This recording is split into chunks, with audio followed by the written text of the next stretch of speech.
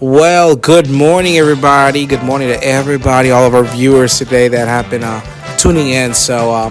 Today, guys, is our first episode one, season one of our new podcast show, which we're very blessed to be, having. It's going to be a science-related podcast, and we're just so thankful that we have such an amazing panel today. Look at them.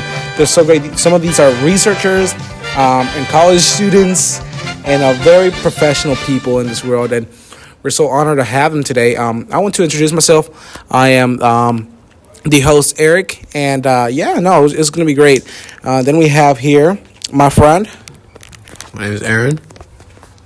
My name is Maricela. My name is Mercy. My name is Eden. And my name is Martha. But let's get into the meats and potatoes, like one of my teachers like to say here around.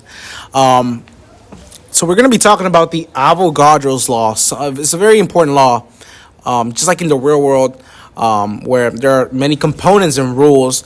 The same things apply to science. And I believe in 1811, there was a scientist that he figured out that, a lot of the molecules and atoms all coordinate to the temperature. But really, I am not the expert here today. I know my friend Eden, right, from Don Bosco Cristo Rey University, is going to be explaining a little bit about what this whole Avogadro's law is. So yes, Eric, the Italian scientist, was Amedeo Avogadro. So the Avogadro's law states that the volume of a gas is directly proportional to the number of moles of a gas at a constant temperature and pressure. So directly proportional means that the amount of moles, as the amount of moles of a gas increases, the volume also increases. And vice versa. If the amount of moles decreases, the volume also decreases. But this only applies when both the gas temperature and pressure are constant. And that's about it. That's awesome. Yeah. Awesome. So we have to go into a small commercial break, but coming up, we're going to have Aaron going to be explaining to us how does this go on the board, right? Are you excited for that? Yes, sir. Awesome. Let's do that. How do you do it? Exactly. So we do it around here. All right, we'll see you back when we're on.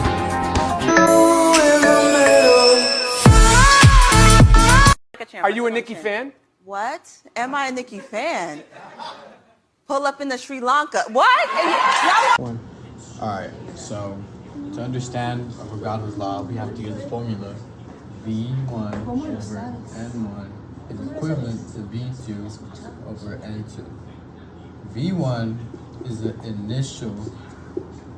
Oh my god, so cool. Love math. I didn't know that. N1 is the initial number of moles. V2 is the final volume, and N2 is the final amount of moles. Alright, so let's give an example. If we are given that V1 is 3, N1 is 1.5, N2 is 3, and we are to solve for V2.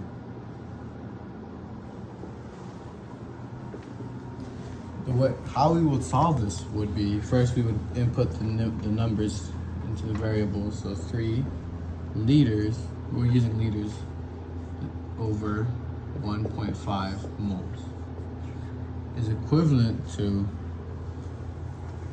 X, which is our variable amount of liters, over 3 moles. Now this may look a little complicated, but this is pretty simple. Now, what we would want to do first is simplify the initial amount of volume in moles. So once we simplify, we get 2, which is equivalent to the variable amount of liters over 3 moles. Now, our goal is for this variable, or for this side, to be equivalent to this side.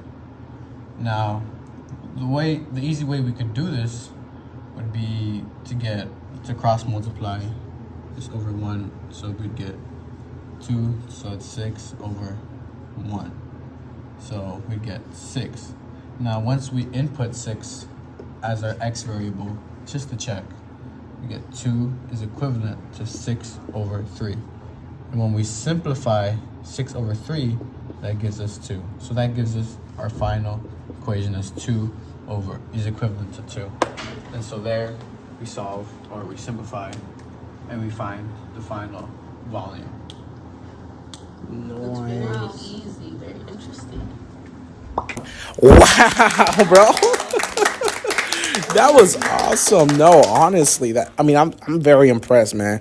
But no, honestly, the reason why, well, now that I have a better understanding of how this works mathematically, I remember, going through TikTok one day, right? And it was funny because this young lady caught my eye. She was explaining something about a cake, and matter of fact, we have her here today, Martha down here all the way from Washington. Exactly. When did you make that video? It was I made that video a month ago. A month ago? Yep, a month ago. What made you make that video? Well, you see, since we're talking about the Avogadro's law, I made some examples like how Avogadro's law can be affected towards baking and also be affected towards real life stuff like a tire. Absolutely. Yeah. As a matter of fact, that video had over 87 million likes. Yep, subscribe. Come on now. A lot of people are getting, known to this. But, I'm going to stop talking. Let's watch the video all together. Yep. Hey guys, welcome back to another video. Today we're gonna be talking about the avocado law. Girl, it's Avogadro. You gotta say it right. Oh, Avogadro laws. So, have you ever wondered how an example that we can find out about Avogadro's law? Well, here's a cake. Wow, so good, right? So for a cake, you know how when you're adding the same measurement of baking powder and yeast powder, you create this dough, right, to make the cake. And that will be an example of a Avogadro's law because of the temperature and the pressure being at the same temperature rate. It causes the cake to rises, which its volume rises up. That's so cool, right, guys? So cool. Alright, after the cake, let's go to the second example. Let me take you outside to the real world. So, it will look out here at the window. See all these cars? Yeah, they have tires. And if for anybody who owns a car, you also have tires. Here's the example. If you put air, aka air molecule, into your tires, if the pressure and the temperature is the same, then that's Avogadro's law. And the volume of the tire will increase. But here's the thing. If you put too much pressure, your wheel will explode. Right, guys? Yeah, anyways. Those are the two real-life examples that we can talk about today about Avogadro's law. So, see you in the next video. Bye. Hey. That was great. That's great. That made me really hungry. That cake. Do you have one afterwards or not? I'll see if I I think she forgot about us. Hey, no, but honestly, that was awesome seeing this, this wonderful video. But I want a real world example, and actually right now in the studio. And I believe my friends right here, Maricela and Mercy, have something planned for us. So, what do you guys have planned? Let me hear this. Okay, guys. So basically, our demonstration today is using our lungs, which is the only thing we really require. As when you breathe in and out every single day, you're using Avogadro's law.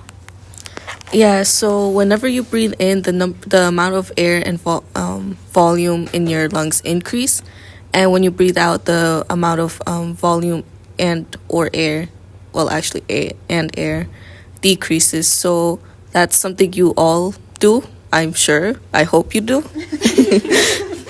No, that's awesome. Okay.